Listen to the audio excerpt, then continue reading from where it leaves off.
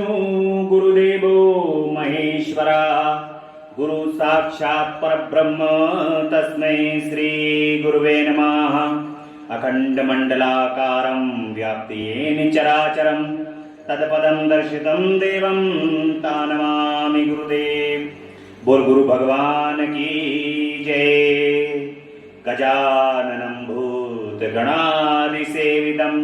कपित्तजम्बूफलचारुभक्षणम् उमासुतं शोकविनाशकारिकं नमामि विघ्नेश्वरपादपङ्कजम्।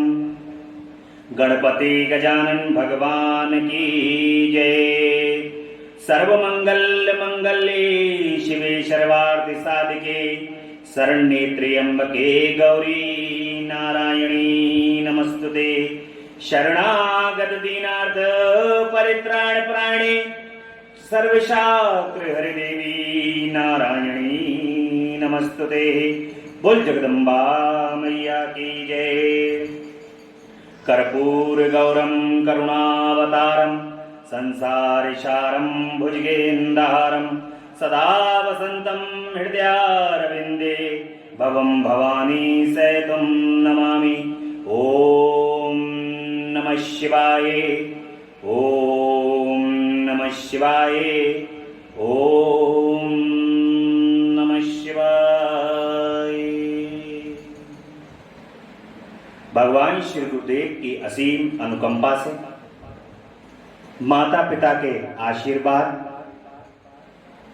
आप सभी भक्तों के भाग्य के कारण, श्रद्धा विश्वास, भगवान के श्री चरण कमल की प्रीति के कारण भगवान शिव और जगदम्बा परा अम्बा पराशक्ति की असीम कृपा है,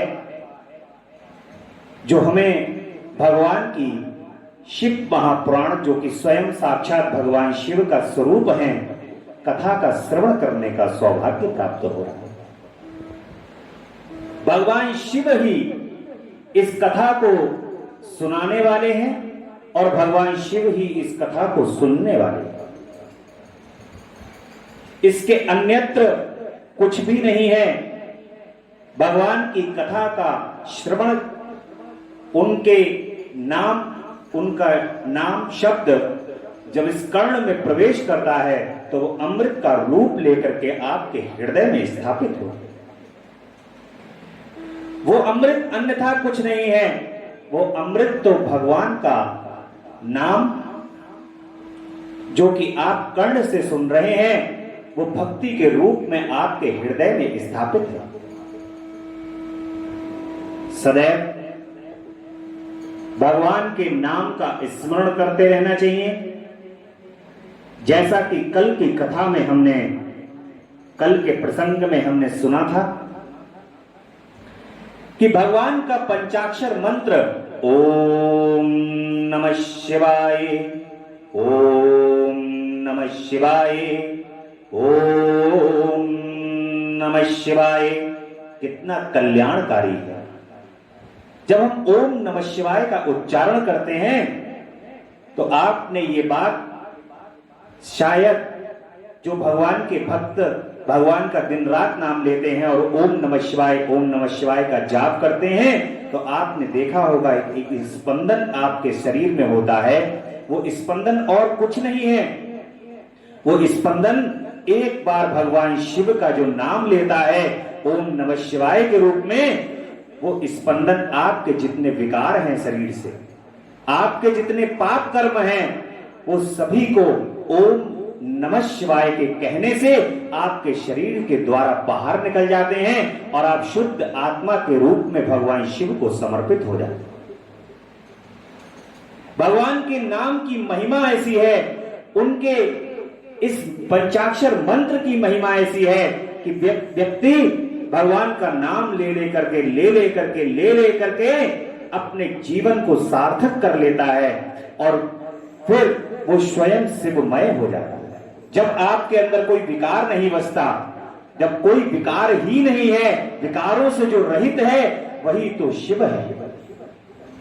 और शिव के नाम का उच्चारण, भगवान शिव के नाम का उच्चारण, ओम नमः शिवाय का जाप जब यदि व्यक्ति जीवन के अंदर कर लेता है तो वो शिव पद को प्राप्त कर लेता है। यही भगवान के नाम की महिमा है। तो इसलिए आप लगातार हम ये कहते रहते हैं कि कलयुग केवल नाम आधारा, सुमिर सुमिर जग उतरहि पार। अनन्य साधनों को करने का यहां पर कोई उपाय नहीं। इस कलिकाल में केवल भगवान के नाम के स्मरण के अलावा, उनके नाम के उच्चारण के अलावा और कोई साधन नहीं। क्योंकि सभी साधनों का आप प्रयोग कर लोगे तो कोई ना कोई वस्तु ऐसी जरूर होगी जो उसके अंदर कमी रह जाए। उस कमी को आप पूर्ण नहीं कर पाएंगे। और भगवान के नाम को लेने में कोई कमी नहीं रहती। जो कहता है राम, हे राम, प्रभु, ओम नमः शिवाय, जगदम्बा, तो इसमें कोई कमी नहीं है। कमी तो केवल आपके नाम को लेने में। आप कमी कर रहे हो भगवान के नाम को लेने में। इसलिए कल का जो प्रसंग था उसको अपने मन में धारण करते हुए भगवान शिव के इस पवित्र श्रावण मास में और अधिक मास में भगवान के नाम को स्मरण करते रहो, उनके नाम की महिमा का गुणगान करते रहो। जहां मौका मिले जिस जगह पर भी भगवान के नाम का उच्चारण और उनकी महिमा का बखान अवश्य करो। यही तो उनसे प्रेम है। अगर आपको अपने इष्ट से प्रेम है तो आप ये मान के चलिए कि आप कहीं ना कहीं कोई भी बात अगर आएगी तो अपने इष्ट का नाम वहां आ ही जाएगा। क्योंकि जो जिससे प्रेम करता है उसका नाम कहीं ना कहीं घुमा फिरा करके वो वहां पर ले ही आता है। ऐसे ही जब आप अपने भगवान से प्रेम करते हो तो उनका नाम घुमा फिरा करके चाहे जैसा भी हो वहां पर ला करके उनके नाम को ले ही लेते हो। जब उनका सत्संग होता है, उनका नाम होता है, तो वहां पर वो इष्ट, वो भगवान आपके पीछे खड़े हुए होते हैं और सामने से खड़े होकर के दर्शन दे रहे होते हैं, पीछे से खड़े होकर के आपको बता रहे होते हैं। भगवान की महिमा, उनका बखान। आज के प्रसंग में मोक्षदायक पुण्य क्षेत्रों का वर्णन किया गया है कि कौन कौन से क्षेत्र मोक्षदायक हैं। काल विशेष में विभिन्न नदियों के जल में स्नान करने से उत्तम फल कैसे प्राप्त होता है। कुछ लोगों को बहुत शौक होता है कि गंगा स्नान करने का शौक है कि गंगा स्नान के लिए जाएं। नहीं, कुछ लोग पूर्णमासी, अमावस्या और कुछ विशेष दिनों में उनके मन के हृदय के अंदर की इच्छा होती है कि मैं हरिद्वार जाऊं या पास में कछला घाट है, कछला में जाऊं। तो कुछ लोगों के हृदय के अंदर इच्छा होती है। ये इच्छा कोई खराब इच्छा नहीं है, बहुत अच्छी इच्छा है, श्रद्धा है, विश्वास है गंगा मां पे। तो ऐसे ही जलाशयों का यहाँ पर वर्णन किया गया है कि कहां कहां पर कौन कौन सी नदियों में स्नान करने से कौन कौन से फल प्राप्त होते हैं। पुराणों में हमारे ऋषि मुनि और भगवान स्वयं शिव जिन्होंने वर्णन किया है भक्तों की सहूलियत के लिए कि भक्त जो हैं वो स्नान करें और कौन से स्नान से कहां पर कौन सा फल प्राप्त होता है, कौन से पुण्य क्षेत्र में जाएं जहां पर स्नान दान आदि करने से क्या फल प्राप्त होता है, ऐसा यहाँ पर वर्णन किया गया है। जो नियम का पालन करने वाले लोग हैं, जो नियम से चलने वाले लोग हैं। देखिए, प्रेम में कोई नियम नहीं होता, प्रेम का कोई नियम ही नहीं है। और जो शास्त्रों के हिसाब से चलता है उनके लिए ये लिखा हुआ है। वरना जो भगवान गंगा मैया से जो प्रेम करने वाले लोग हैं, भगवान शिव से जो प्रेम करने वाले लोग हैं, वो जिस दिन श्रद्धा और भाव से डुबकी लगा लेंगे उसी दिन पूर्णमासी और अमावस्या का फल प्राप्त होगा। क्योंकि प्रेम में कोई नियम ही नहीं। परंतु शास्त्रों के और पुराणों के हिसाब से जैसा हमारे ऋषियों ने, मुनियों ने वर्णन किया है, यदि हम उसके हिसाब से भी चलते हैं और मन के अंदर यदि आप उतनी भक्ति और भाव को प्रकट नहीं कर पाते, तब भी आपको फल की प्राप्ति होती है। ऐसा तिथियों से उन्होंने बताया। सूत जी कहते हैं कि विद्वानों, एवं बुद्धिमान महर्षियों मोक्षदायक शिव क्षेत्रों का वर्णन सुना। तत्पश्चात मैं लोक रक्षा के लिए शिव संबंधी अगामों का वर्णन करूंगा। पर्वत, वन और काननों सहित इस पृथ्वी का विस्तार 50 करोड़ योजन है। भगवान शिव की आज्ञा से पृथ्वी संपूर्ण जगत को धारण करके स्थित है। भगवान शिव ने भूतल पर विभिन्न स्थानों पर वहां के निवासियों को कृपा पूर्वक मोक्ष देने के लिए शिव क्षेत्र का निर्माण किया है।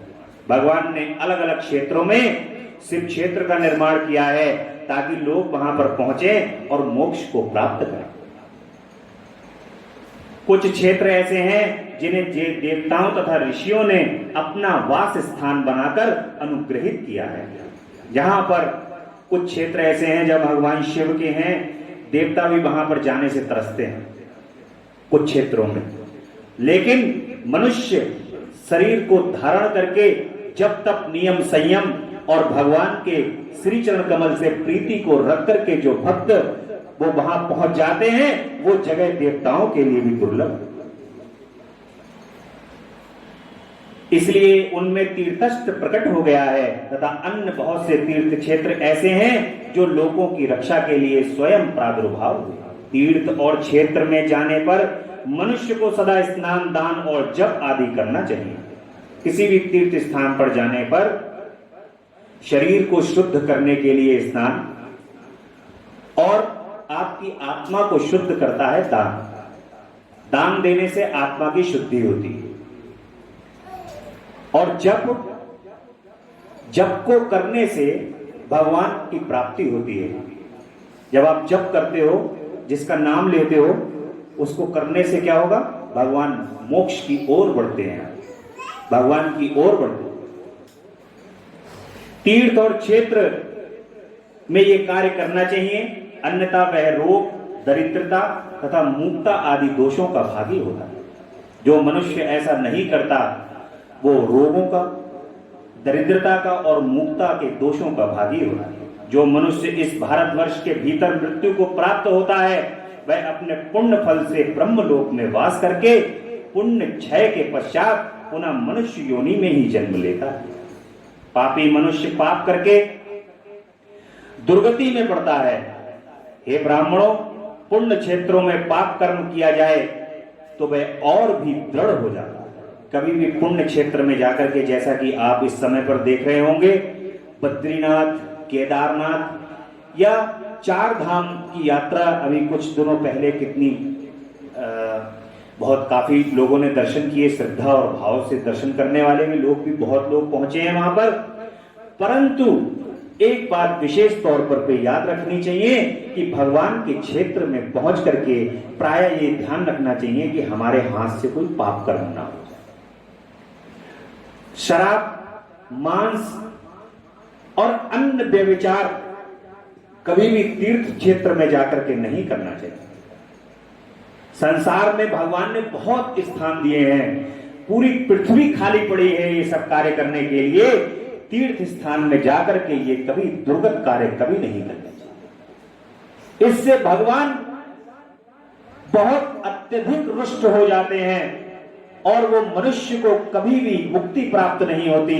नाना प्रकार की योनियों को भोगता हुआ भी और तमाम नरक के भोगों को भोगने के बाद भी वो पाप कर्म उसके नष्ट नहीं होते। इसलिए मनुष्य को कभी ऐसी गलती नहीं करनी चाहिए। अपने तीर्थ स्थान, जहां पर आपके भगवान का निवास स्थान है, वहां पहुंचकर सदैव मनुष्य को अपनी बुद्धि को सत्कार्यों के अंदर लगाते हुए भगवान का केवल स्मरण करना चाहिए। कोई यदि कुछ भी ना कर पाए तो स्नान करके कम से कम भगवान के दर्शन करे। तीर्थ स्थान में जाकर के वही भगवान के श्री चरण कमल में श्रद्धा रखने का एक आपके लिए उतना ही पुण्य प्राप्त होगा। देखिए, जो कुछ नहीं जानता है, आप एक बात हमेशा याद रखिए, जिसको बहुत ज्ञान होता है उसकी बुद्धि में भी दुविधा होती है। बहुत ज्यादा ज्ञान को रखने वाला भी बुद्धि के अंदर दुविधा रखता है, और जो ज्ञान ही नहीं रखता वो तो जैसे होगा वैसे प्रस्तुत हो जाएगा, उपस्थित हो जाएगा। भगवान को ऐसे लोग अति प्रिय। मोहे कपट छल छिद्र न भावा, निर्मल मन जन मोही पावा, मोहे कपट छल छिद्र न भावा। भगवान कहते हैं कि निर्मल मन जिसका होता है, और निर्मल मन किसका होगा?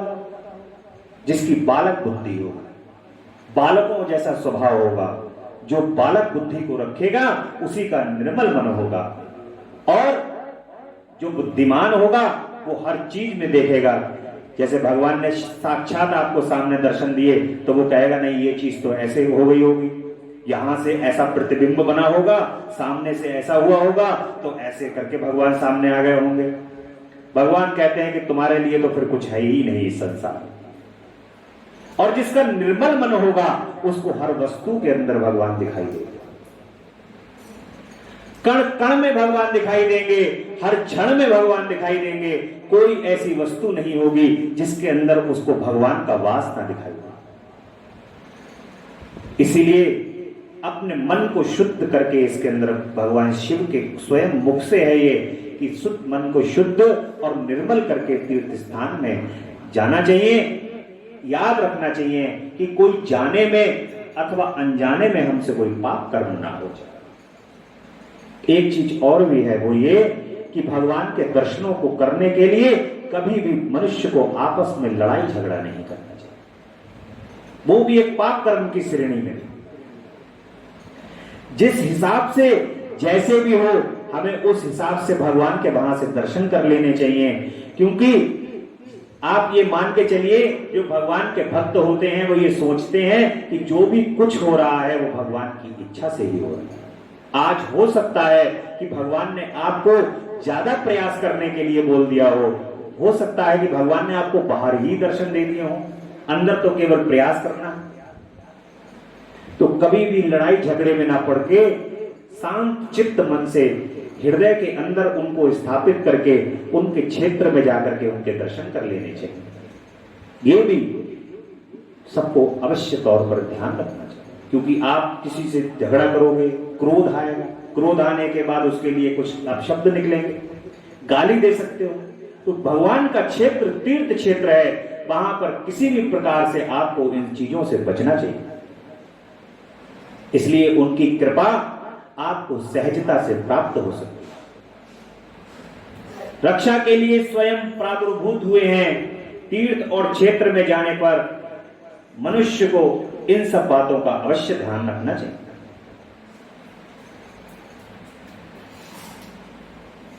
अतः पुण्य क्षेत्र में निवास करते समय सूक्ष्म से सूक्ष्म अथवा थोड़ा सा भी पाप ना करें।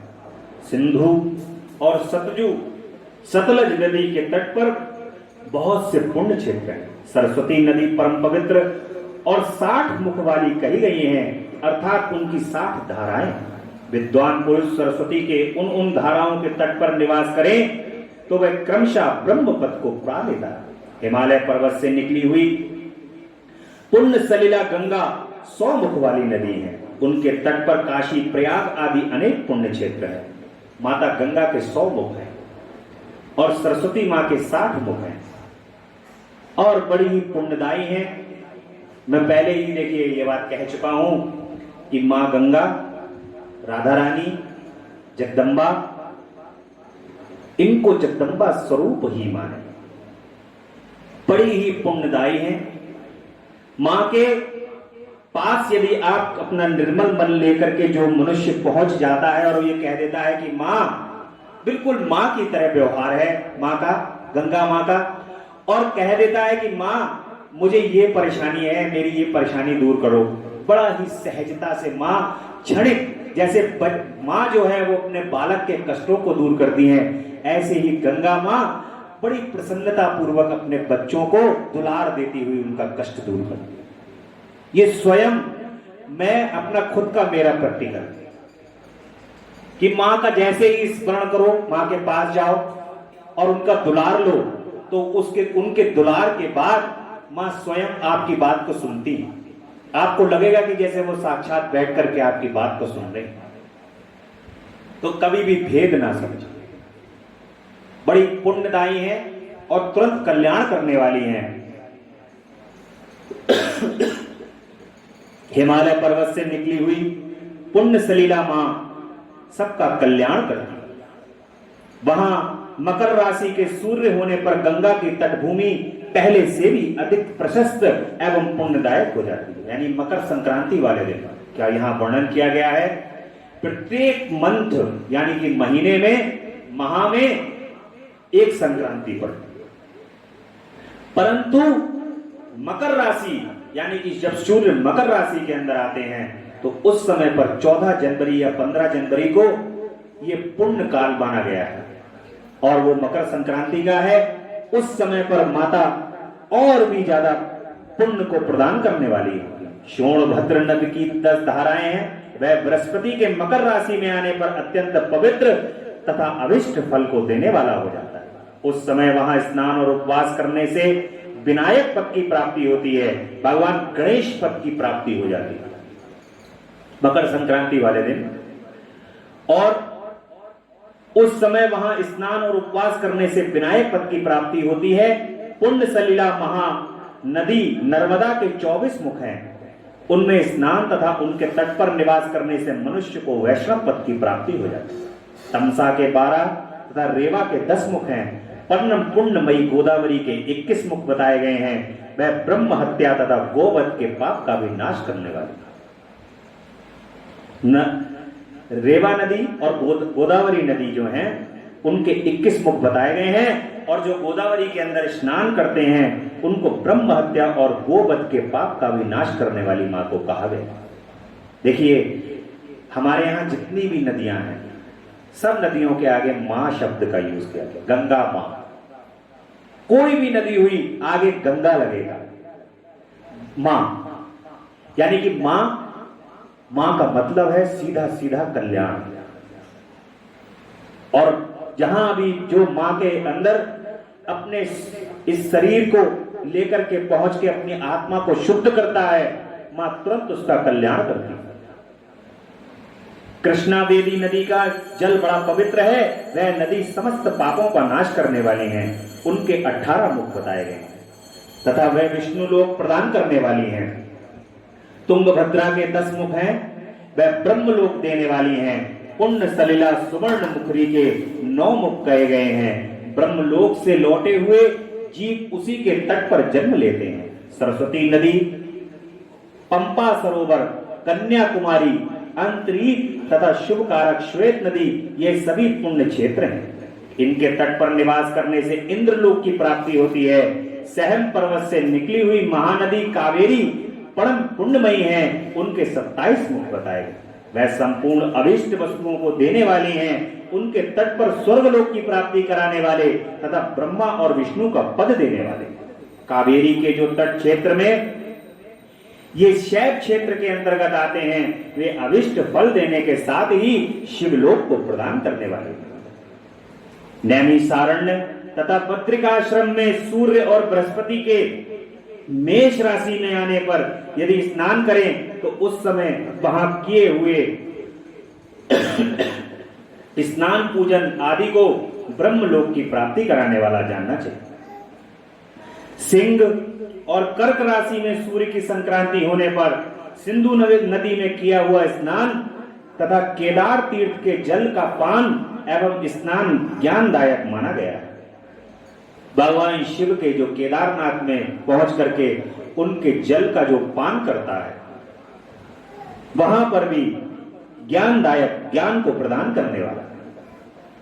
जब बृहस्पति सिंह राशि में स्थित हों उस समय सिंह की संक्रांति से युक्त भाद्रपद मास में यदि गोदावरी के जल में स्नान किया जाए तो वह शिवलोक की प्राप्ति कराती है। ऐसा पूर्व काल में भगवान शिव ने कहा था कि जब सूर्य और बृहस्पति कन्या राशि में स्थित हों तब यमुना और सोनभद्र में स्नान करें। वह स्नान धर्मराज तथा गणेश जी के लोक में महान भोग प्रदान कराने वाला होता है। यह महर्षियों की मान्यता है। जब सूर्य और बृहस्पति तुला राशि में स्थित हों उस समय कावेरी नदी में स्नान करना चाहिए। वह स्नान भगवान विष्णु के वचन की महिमा से संपूर्ण अभिष्ट वस्तुओं को देने वाला कहा गया। जब सूर्य और बृहस्पति वृश्चिक राशि पर आ जाएं, तब मार्गशीर्ष यानी अगहन के महीने में नर्मदा में स्नान करने से विष्णु लोक की प्राप्ति होगी। सूर्य और बृहस्पति धन राशि में स्थित होने पर सुवर्ण मुखरी नदी में किया हुआ स्नान शिवलोक को प्रदान कराने वाला होता है।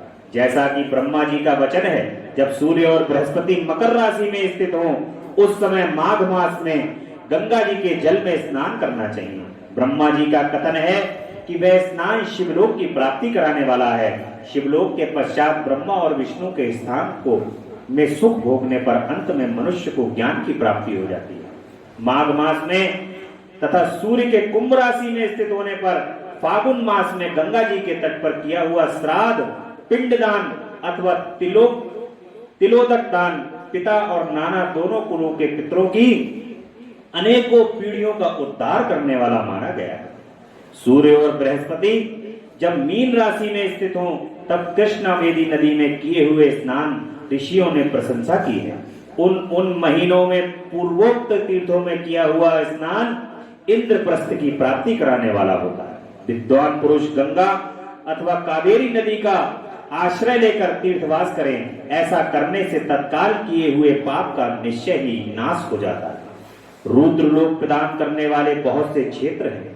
ताम्रमाणी और वेगवती ये दोनों नदियां ब्रह्मलोक की प्राप्ति फल देने वाली हैं। इन दोनों के तट पर किए हुए स्वर्गदायक क्षेत्र हैं। इन दोनों के मध्य में बहुत से पुण्य प्रदान करने वाले क्षेत्र हैं। वहां निवास करने वाले विद्वान पुरुष वैसे फल का भागी होता है। सदाचार, उत्तम वृत्ति तथा सद्भावना के साथ मन में दया भाव रखते हुए विद्वान पुरुष को तीर्थ में निवास करना चाहिए, अन्यथा उसका फल नहीं मिलता।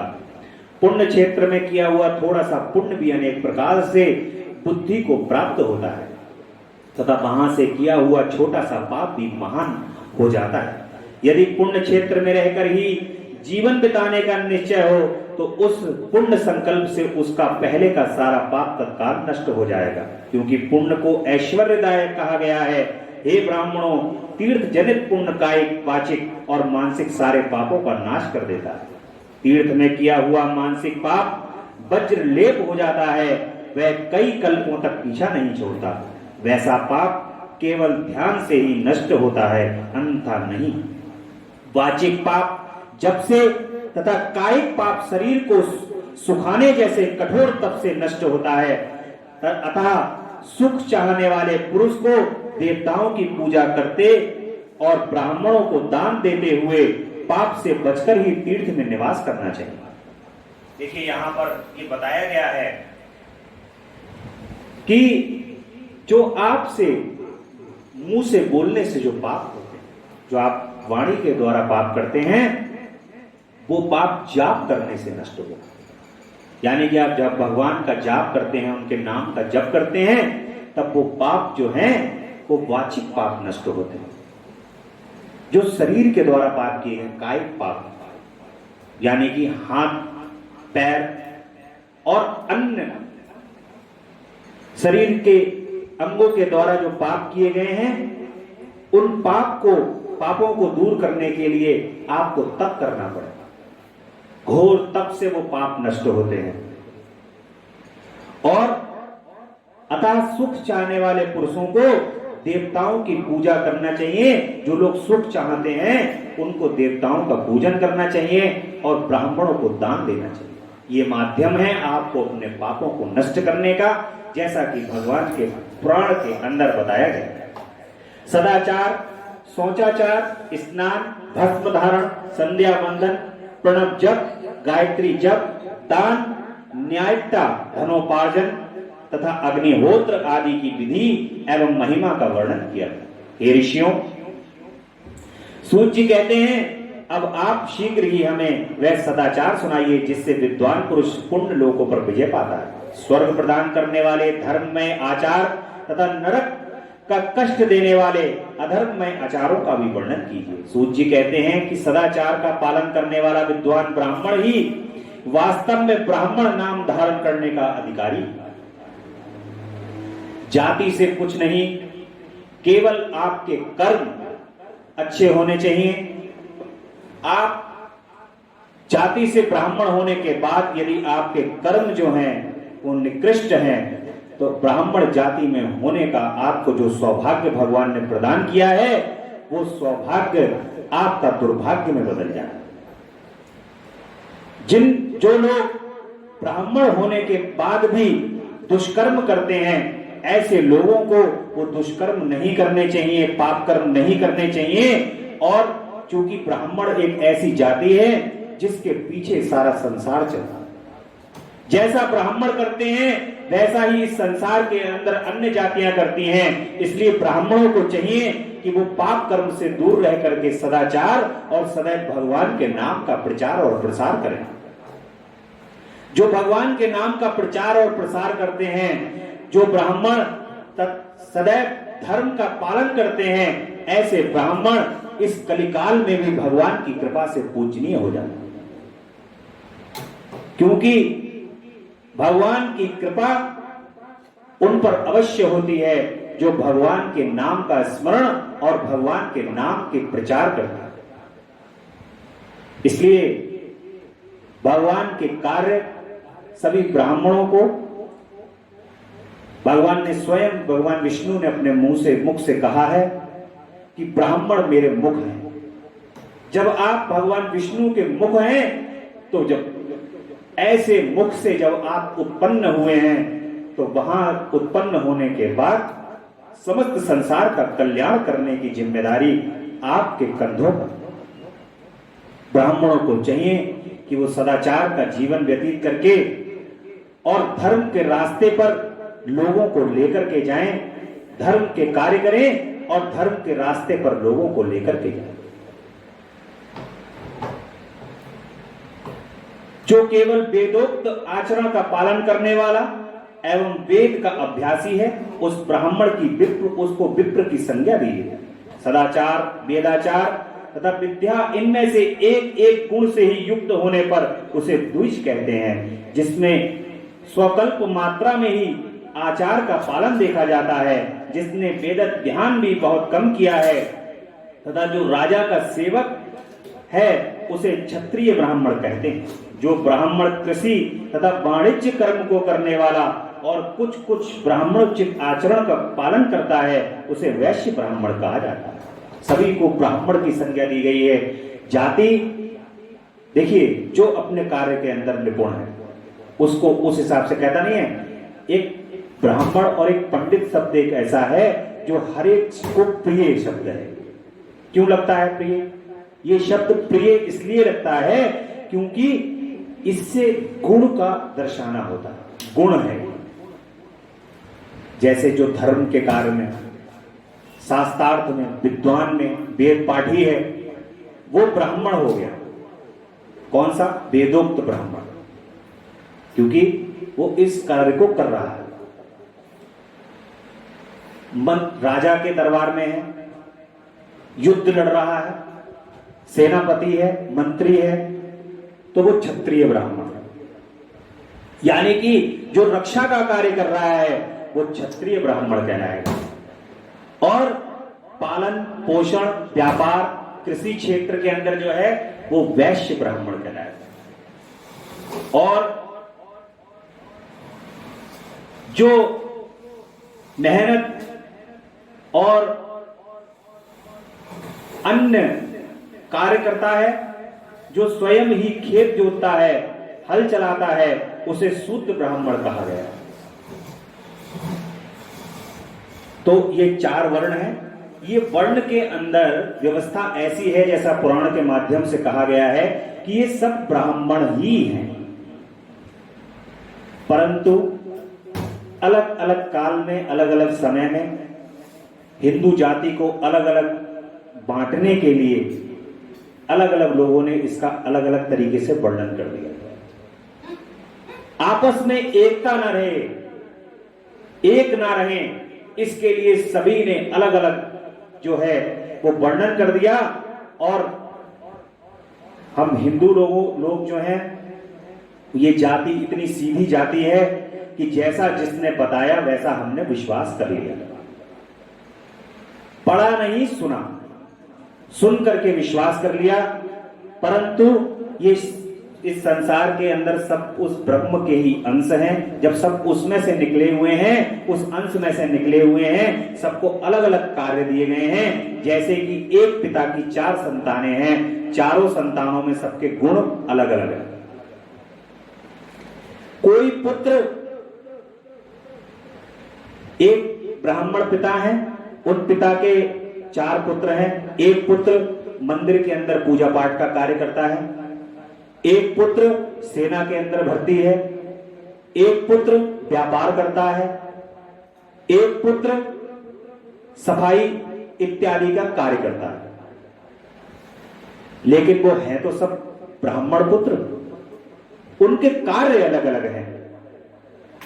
तो इसलिए उनका बीज जो है वो एक ही है। ये सर्वत्र संसार जो है वो ब्राह्मणमय है, यानी कि सब ही ब्राह्मण हैं। इस पूरे संसार के अंदर भगवान को जो चाहने वाला है, भगवान के जो कार्य करने वाला है, भगवान के इन वर्णों की व्यवस्था को जो सुचारू रूप से चलाने वाला है, वही भगवान इस पुराण के माध्यम से कहा है कि सभी इस ब्राह्मण के स्वरूप ही है। लेकिन जो वेदोक्त ब्राह्मण है, वेद पाठ को करने वाले हैं, वो सभी का संचालन यहां से इसके माध्यम से करते हैं, क्योंकि कोई भी पाप कर्म या कोई भी गलत कार्य हमसे ना हो, इसलिए धर्म का रास्ता अवश्य अपनाए। अलग अलग तरीके से वर्णन किया गया है। जो दूसरों के दोष देखने वाला और परद्रोही है, उसे चांडाल द्विज कहते हैं। इसी तरह क्षत्रियों में भी जो पृथ्वी का पालन करता है वह राजा है। दूसरे लोग राजस्वहीन क्षत्रिय माने गए हैं। वैश्यों में भी जो धान्य आदि वस्तुओं का क्रय विक्रय करता है वह वैश्य कहलाता है। दूसरों को वणिक कहते हैं। जो ब्राह्मणों, क्षत्रियों तथा वैश्यों की सेवा में लगा रहता है वह वास्तव में शूद्र है। जो शूद्र हल जोतने का काम करता है उसे वृषल समझना चाहिए। सेवा, शिल्प और कर्षण से भिन्न वृत्ति का आश्रय लेने वाले शूद्र दस्यु कहलाते हैं। इन सभी वर्णों के मनुष्यों को चाहिए कि वे ब्रह्म मुहूर्त में उठकर पूर्वाभिमुख हो, सबसे पहले देवताओं का, फिर धर्म का, अर्थ का, उसकी प्राप्ति के लिए उठाए जाने वाले क्लेशों का तथा आय और व्यय का चिंतन करें। रात के पिछले प्रहरों में उषा काल जानना चाहिए। उस अंतिम प्रहर का जो आधा या मध्य भाग है उसे संधि कहते हैं। उस संधि काल में उठकर द्विज को मलमूत्र आदि का त्याग करना चाहिए। घर से दूर जाकर बाहर से अपने शरीर को ढके रखकर दिन में उत्तरमुख बैठकर मलमूत्र का त्याग करना चाहिए। अब तो नया फैशन है, कमरे के अंदर ही सब कुछ है, बाहर जाने का तो कोई फैशन ही नहीं है। लेकिन पहले का जो समय था उसमें मलमूत्र का त्याग घर से काफी दूर जाकर के लोग करा करते थे। अब जगह ही नहीं है, जनसंख्या की वृद्धि इतनी है कि जगह ही नहीं है कि जो आदमी अब कहीं जा सके। मलमूत्र का त्याग उन दूर जाकर करना चाहिए। यदि उत्तराभिमुख बैठने में कोई रुकावट हो तो दूसरी दिशा की ओर मुख करके बैठें। मल का त्याग करते समय भी हमें यह ध्यान रखना चाहिए कि हमारा मुख किधर है। सदैव उत्तर विमुख का मतलब है कि दक्षिण की ओर को मुंह और पीठ आपकी उत्तर की ओर हो। ऐसा उत्तर विमुख जो है वो आपको होकर के मल मूत्र का त्याग करना चाहिए। दूसरी दिशा की ओर मुख करके बैठें। जल, अग्नि, ब्राह्मण आदि तथा देवताओं का सामना बचा करके बैठे। ऐसा नहीं है कि पता लगा जलाशय के सामने बैठ गए, कहीं जल नदी, गंगा नदी के सामने ही मल का त्याग करने लग गए। अग्नि जल रही है वहां पे भी बचना चाहिए, या कोई ब्राह्मण जा रहे हो तो उनसे भी बचना चाहिए, या कोई देवता की मूर्ति लगी हुई है उस समय पर, उनसे भी उस स्थान पर बचना चाहिए। मल त्याग करके उठने पर फिर उस मल को देखना नहीं चाहिए। मल त्याग करके मल को देखना नहीं चाहिए।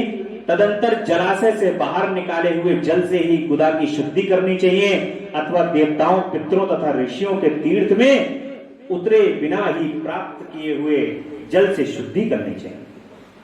गुदा में 7, 5 या 3 बार मिट्टी लगाकर उसे धोकर शुद्ध करें। लिंग में ककोड़े के फल के बराबर मिट्टी लेकर लगाएं और उसे धो दें, परंतु गुदा में लगाने के लिए एक पस पर मिट्टी की आवश्यकता होती है। गुदा की शुद्धि के तत्पश्चात अन्यत्र जाएं और हाथ पैरों की शुद्धि करें। 8 बार कुल्ला करें। जिस किसी वृक्ष के पत्ते से अथवा उसके पतले काष्ठ से जल के बाहर दतून करना चाहिए, उस समय तर्जनी उंगली का प्रयोग बिल्कुल नहीं करना चाहिए। यह दंत शुद्धि का विधान बताया गया। ये दंत शुद्धि का विधान है। तदंतर जल संबंधी देवताओं को नमस्कार करके मंत्र पाठ करते हुए जलाशय में स्नान करें। यदि कंठ तक या कमर तक पानी खड़े होने की शक्ति ना हो तो घुटने तक जल में खड़ा होकर के वहां स्नान करें। मंत्रोच्चारण पूर्वक स्नान कार्य संपन्न करें। विद्वान पुरुष को चाहिए कि वहां तीर्थ जल से देवता आदि का स्नान तर्पण भी कराए। जैसा कि अभी कुछ दिन पहले हम लोग हरिद्वार, केदारनाथ धाम, बद्रीनाथ धाम में भगवान के तीर्थ स्थानों पर पहुंचे और वहां पर हम लोगों को सौभाग्य प्राप्त हुआ भगवान को स्नान कराने का। हरिद्वार में खास तौर से स्नान कराने का भगवान को सौभाग्य प्राप्त होता है कि नदी के तट पर हम अपने भगवान को ले जाते हैं और वहां पर स्नान कराते हैं। तो स्वयं स्नान करके फिर अपने भगवान को स्नान कराएं और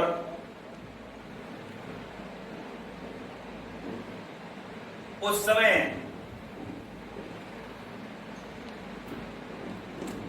इसके बाद धौत वस्त्र लेकर 5 कच्छ करके उसे धारण करें। साथ ही कोई उत्तरीय भी धारण ना कर ले, क्योंकि संध्या बंदन आदि सभी कर्मों से उसकी आवश्यकता होती है। नदी आदि तीर्थ में स्नान करने पर स्नान संबंधी उतारे हुए वस्त्रों को वहां ना धोएं। कभी भी नदी के किनारे स्नान संबंधी जो वस्त्र हैं वो वस्त्र ना धोएं। घर आदि में ले जाएं और वहां पत्थर पर, लकड़ी आदि पर जल स्थल में अच्छी तरह धोकर उन वस्त्र को निचोड़ें। जो वस्त्र को निचोड़ने से जो जल गिरता है वह एक श्रेणी के पितरों की तृप्ति के लिए होता है। इसके बाद जावालिक निषद में बताए गए अग्निरति मंत्र से भस्म लेकर उसके द्वारा त्रिपुंड लगाएं। जो जल होता है, पितरों, जो वस्त्र के अंदर जल होता है उसको जब निचोड़ा जाता है तो उस निचोड़े हुए जल से पितृ तृप्त होते हैं। तो हमें अवश्य ध्यान रखना चाहिए कि हम भली प्रकार से वस्त्रों को धो करके और कहां पर निचोड़ रहे हैं, कहां वस्त्र धो रहे हैं। कदापि गंगा जी के अंदर वस्त्र नहीं धोने चाहिए। साबुन इत्यादि लगाकर स्नान नहीं करना चाहिए और हमेशा इस बात का विशेष तौर पर ध्यान रखना चाहिए कि मां गंगा के अंदर कभी कोई गंदगी ना हम उत्पन्न करें। एक तो मां आपके सारे शरीर के द्वारा होने वाले पाप कर्मों को धो रही है और ऊपर से आप एक और पाप कर रहे हैं, मां को गंदा कर रहे हैं। सदैव मां गंगा में गंदगी नहीं फैलानी चाहिए। इस विधि का पालन ना किया जाए, इसके पूर्व ही यदि जल में भस्म गिर जाए तो गिराने वाला नरक में जाता है। ओम अपोहम इत्यादि मंत्र से शांति के लिए सिर पर जल छिड़क के तथा यश छाए इस मंत्र को पढ़कर पैर पर जल छिड़क के संधि प्रोक्षण करें। ऋचा में गायत्री छंद के 3 चरण हैं। इनमें प्रथम ऋचा के 3 चरणों का पाठ करते हुए क्रमशः पैर, मस्तक और हृदय में जल छिड़कें। दूसरे ऋचा के 3 चरणों को पढ़कर क्रमशः मस्तक, हृदय और पैर में जल छिड़कें। तीसरी ऋचा के 3 चरणों का पाठ करते हुए क्रमशः हृदय, पैर और मस्तक का जल में प्रोक्षण। इसे विद्वान पुरुष मंत्र स्नान मानते हैं। किसी अपवित्र वस्तु से किंचित स्पर्श हो जाने पर अपना स्वास्थ्य ठीक न रहने पर, राजा और राष्ट्र पर भय उपस्थित होने पर तथा यात्रा काल में जल की उपलब्धि न होने की व्यवस्था आ जाने पर मंत्र स्नान करना चाहिए। जहां पर आपको ये लगे कि यहां पर जल की उपलब्धता नहीं है, आप जैसा कि यहां पर बताया गया है कि अपवित्र वस्तु से यदि आप स्पर्श हो जाएं तो उस समय पर पूर्ण स्नान तो आप कर नहीं सकते। तो उस समय ओम पवित्रा पवित्रो वा सर्वावस्थांगतो विवा या स्मृत पुंडरीकाक्षाय सा भयंतर शुचि। पुंडरीकाक्षाय पुंडरीकाक्षाय पुंडरीकाक्षाय, ये मंत्र यदि आपको पता है तो आप शीघ्र ही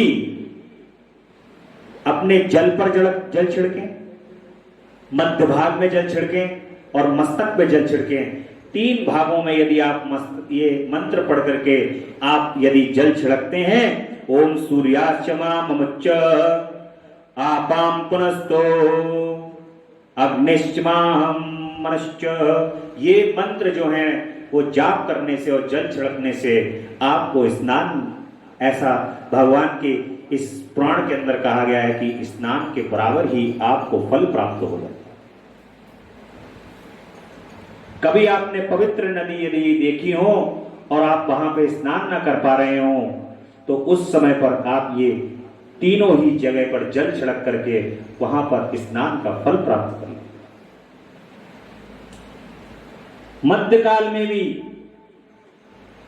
इस मंत्र से आचमन करके पूर्ववत प्रोक्षण का मार्जन करना चाहिए। प्रातः काल की संध्योपासना में गायत्री मंत्र का जप करके 3 बार ऊपर की ओर सूर्य देव को अर्घ देना चाहिए।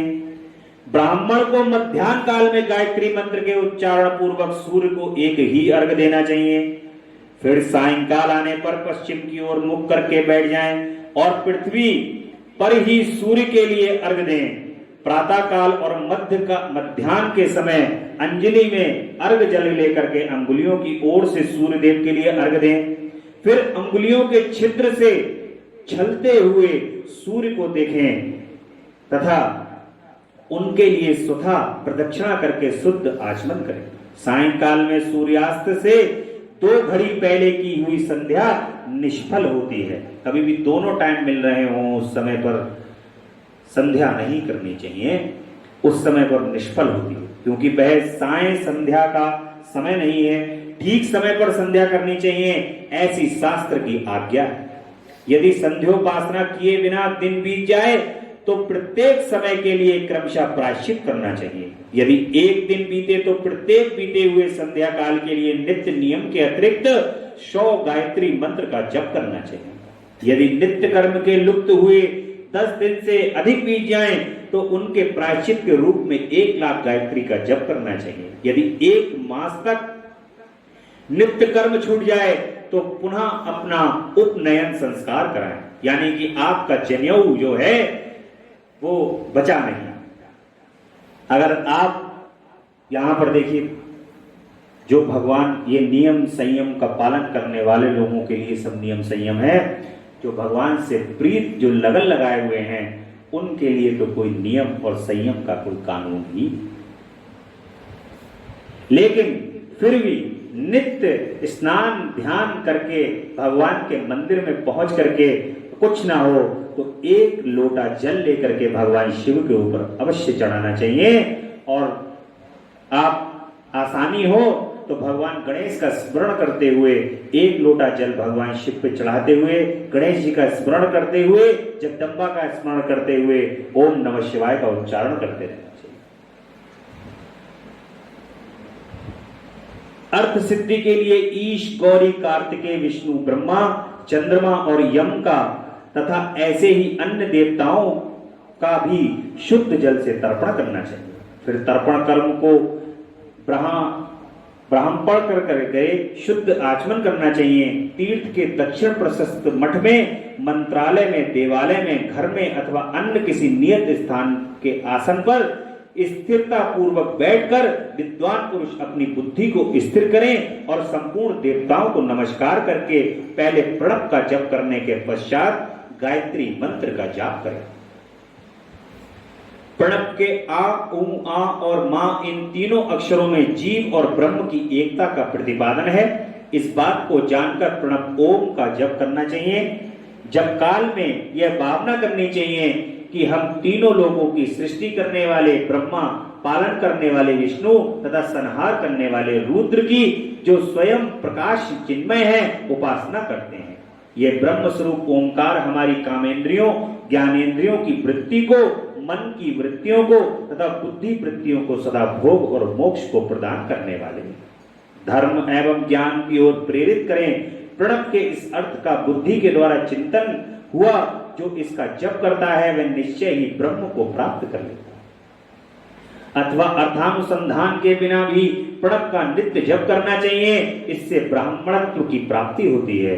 ब्राह्मणत्व की पूर्ति के लिए श्रेष्ठ ब्राह्मण को प्रतिदिन प्रातः काल 1 सहस्त्र गायत्री मंत्र का जप करना चाहिए। मध्याह्न काल में 100 बार और सायंकाल में 28 बार जप की विधि है। अन्य वर्ण के लोगों को अर्थात क्षत्रिय और वैश्य को तीनों संध्याओं के समय यथासाध्य गायत्री जप करना चाहिए। शरीर के भीतर मूलाधार, स्वाधिष्ठान, मणिपुर, अनाहत, आज्ञा और सहस्त्रार, ये 6 चक्र हैं। इनमें मूलाधार से लेकर सहस्त्रार तक 6 स्थानों में क्रमशः विंध्येश्वर, ब्रह्मा, विष्णु, ईश, जीवात्मा और परमेश्वर स्थित हैं। इन सब में ब्रह्म बुद्धि करके इनकी एकता का निश्चय करें और वह ब्रह्म मैं ही हूं, ऐसी भावना पूर्वक प्रत्येक श्वास के साथ सोहम का जप करें। उन्हीं विंध्येश्वर आदि की, ब्रह्मरंध्र आदि में तथा शरीर से बाहर भी भावना करें। प्रकृति के विकार भूत महत्व से लेकर के पंचभूत पर्यंत तत्वों से बना हुआ जो शरीर है, ऐसे सहस्त्रों शरीरों का एक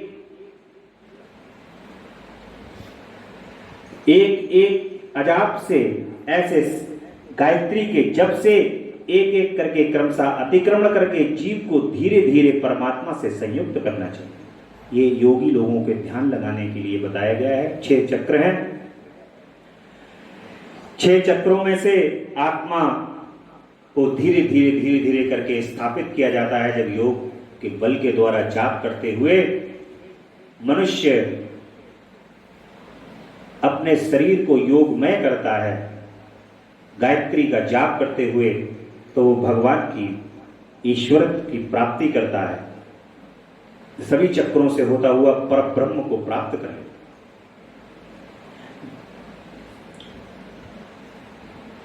यह जब तत्व बताया 100 अथवा 28 मंत्रों के जप उतने ही शरीर का अतिक्रमण करते हैं। इस प्रकार जो मंत्रों का जप है, इसी को आदि क्रम से वास्तविक जप जानना चाहिए। सहस्त्र बार किया हुआ जप ब्रह्मलोक प्रदान कराने वाला होता है, ऐसा जानना चाहिए। 100 बार किया हुआ जप इंद्र पद की प्राप्ति माना गया है। ब्राह्मणेतर पुरुष आत्मरक्षा के लिए किए जो स्वल्प मात्रा में जप करता है, वह ब्राह्मण के कुल में जन्म लेता है। प्रतिदिन सूर्य उपस्थान करके उपयुक्त रूप से जप का अनुष्ठान करना चाहिए। 12 लाख गायत्री का जप करने वाला पुरुष पूर्ण रूप से ब्राह्मण कहा गया है। चाहे वो किसी भी जाति का हो, जो 12 लाख बार गायत्री मंत्र का जाप कर लेगा, वो ब्राह्मण ही कहलाएगा। जिस ब्राह्मण ने 1 लाख गायत्री का जप न किया हो, उसे वैदिक कार्य में ना लगाएं। 70 वर्ष की अवस्था तक नियम पालन पूर्वक कार्य करें। इसके बाद गृह त्याग कर संन्यास ले लें। पारिव्राजक या सन्यासी पुरुष नित्य प्रातः काल 12,000 प्रणव का जप करें। यदि एक दिन इस नियम का उल्लंघन हो जाए तो दूसरे दिन उसके बदले में उतना मंत्र और अधिक जप करना चाहिए और सादा इस प्रकार जप को चलाने वाला प्रयत्न करना चाहिए। यदि क्रमशः 1 मास आदि का उल्लंघन हो गया हो तो 1.5 लाख जप करके उसका प्रायश्चित करना चाहिए। इसके अधिक समय तक नियम का उल्लंघन हो जाए तो पुनः नए सिरे से गुरु से नियम ग्रहण करना चाहिए। जो कोई भी पूजन यदि आपका छूट जाए तो आज का छूटा हुआ कल डबल कर लो।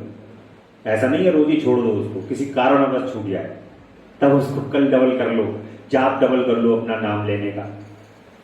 लेकिन अगर वो लंबे समय तक छूट जाए तो अपने गुरु से दोबारा से आज्ञा लेकर के आपको पूजन प्रारंभ करना चाहिए। इससे अधिक समय तक नियम का उल्लंघन नहीं होना चाहिए। ऐसा करने से दोषों की शांति होती, अन्यथा वह रौरव नरक में जाता है। जो सकाम भाव से युक्त गृहस्थ ब्राह्मण है उसी को धर्म तथा अर्थ के लिए यत्न करना चाहिए। मुमुक्षु ब्राह्मण को तो सदा ज्ञान का ही अभ्यास करना चाहिए। धर्म से अर्थ की प्राप्ति होती है, अर्थ से भोग सुलभ होता है, फिर उन भोग से वैराग्य की संभावना होती है।